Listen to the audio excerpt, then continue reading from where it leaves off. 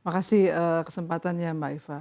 Jadi memang Sarinah ini sangat menarik karena merupakan department store pertama di Indonesia dan juga pusat belanja pertama di Indonesia. Jadi didirikan pada tahun 1962 ya. Jadi saat ini memang sudah berumur 61 tahun dan perjalanannya sungguh panjang. Dan yang menarik adalah dalam 3 tahun terakhir ini.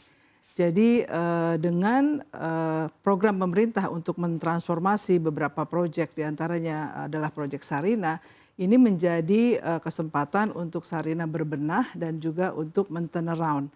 Jadi dari mulai konsep bisnisnya di revisit, kemudian juga produknya, target marketnya, dan juga tentu gedungnya yang sudah kembali dibuka tahun lalu dan saat ini sudah menjadi tempat yang banyak sekali dikunjungi oleh masyarakat. Nah, berbicara mengenai performance Sarinah setelah transformasi, tentunya kita melihat hal-hal baru ya yang baru muncul seperti tren bahwa anak muda sekarang banyak yang mampir ke Sarinah, bahkan banyak yang beraktivitas di Sarinah dan juga produk-produknya juga kita fokuskan kepada produk lokal dan juga produk UMKM. Dan ini menjadi hal yang baru yaitu Indonesia sekarang punya panggung karya unggulan produk-produk premium atau produk Indonesia yang sudah terkurasi. Dan perlahan-lahan kinerja perusahaan juga meningkat, artinya dari sisi keuangan yang dulunya negatif, tahun ini kita harapkan sudah bisa break even dan tahun-tahun selanjutnya sudah bisa positif dan terus berkontribusi untuk Indonesia.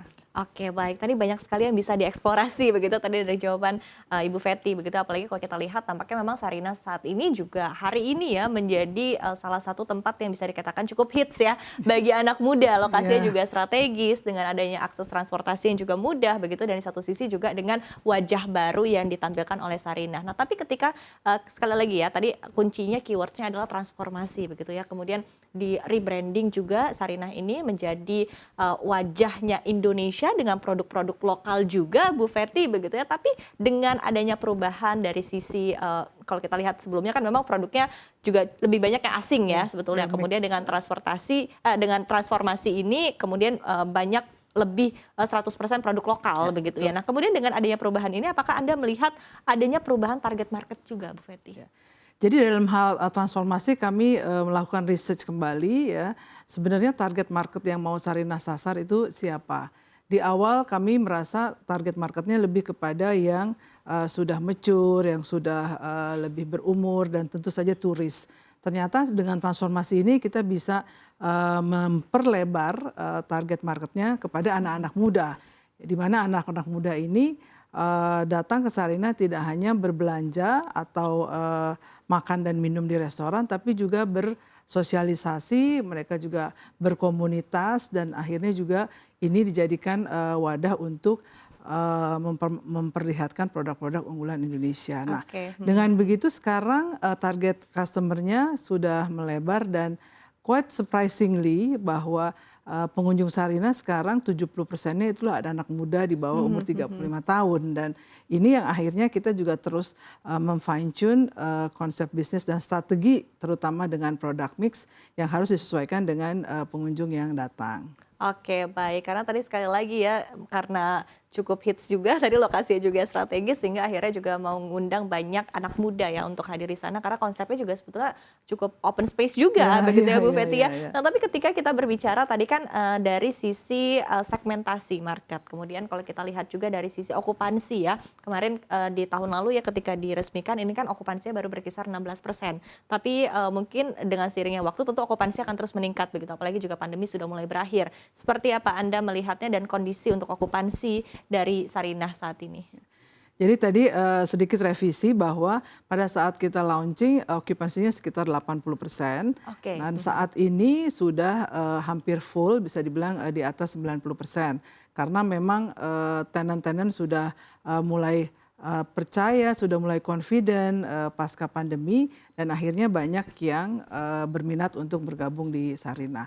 Ada dua macam tenant occupancy, artinya dari tenant restoran, kafe, dan juga mitra-mitra UMKM yang bergabung di dalam Sarinah Store. Jadi itu yang kita lihat bahwa space yang ada dengan occupancy yang sebenarnya tidak terlalu besar compare to shopping center yang lain, kita bisa punya occupancy lebih dari 90% sekarang. Oke, baik. Nah, kemudian tadi, seiring dengan, tidak hanya dari sisi pusat perbelanjaan atau mall saja begitu yang dimiliki Sarina, tapi di satu sisi juga Sarina memiliki toko-toko yang tersebar di beberapa tempat Ya, begitu ya. ya, Dan ini juga menjadi wajah begitu ya, karena toko-tokonya juga ada termasuk ada di bandara, kemudian juga ada di tempat-tempat lainnya ya, sehingga memang menjadi wajah begitu ya bagi ya, produk-produk lokal ya. Indonesia, Bu Fetty. Nah, kemudian bisa dijelaskan, dengan strategi ini sebetulnya apa yang diharapkan dari PT Sarina sendiri dan juga mungkin kontribusinya ya bagi kinerja perusahaan seperti apa?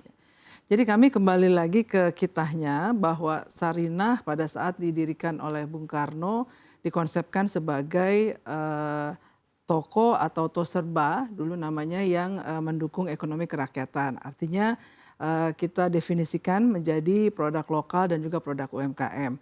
Dan ini juga menunjang visi dan misi dari Sarinah, yaitu menumbuh kembangkan keunggulan UMKM nasional. Makanya kami memfokuskan menjadi panggung untuk produk-produk unggulan Indonesia. Nah, ke depannya tentu ini tidak hanya berhenti di Jakarta, tapi Sarinah juga lahir di lokasi lain. Jadi kami terbayang bahwa suatu hari Sarinah ada di mana-mana, ada di daerah, ada juga di luar negeri untuk merepresent produk-produk unggulan Indonesia dan karya-karya yang baik dari anak bangsa.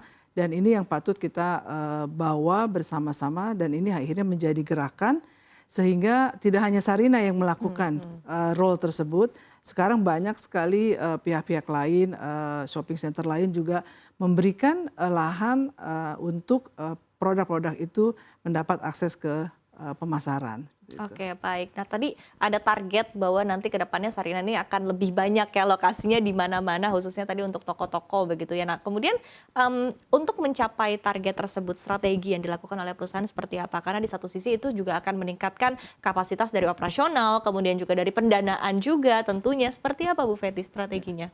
Yang kami lakukan tentu dengan melakukan transformasi end to end, artinya tidak hanya bisnisnya tapi juga back office-nya mulai dari human capital, IT system dan juga business process.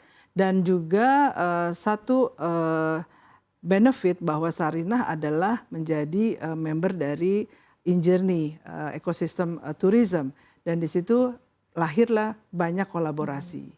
Nah, sehingga role Sarinah bisa diperlebar, tadinya hanya mengelola toko sendiri, ini bisa mengelola area retailnya milik BUMN lain.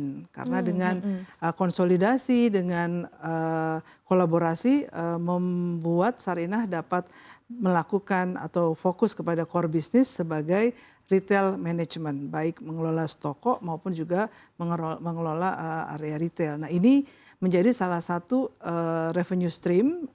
Tadi disampaikan bagaimana sumbangan dari retail sendiri, ini yang akhirnya nanti menjadi besar, menjadi core business dan menjadi kontributor terbesar dalam kinerja perusahaan.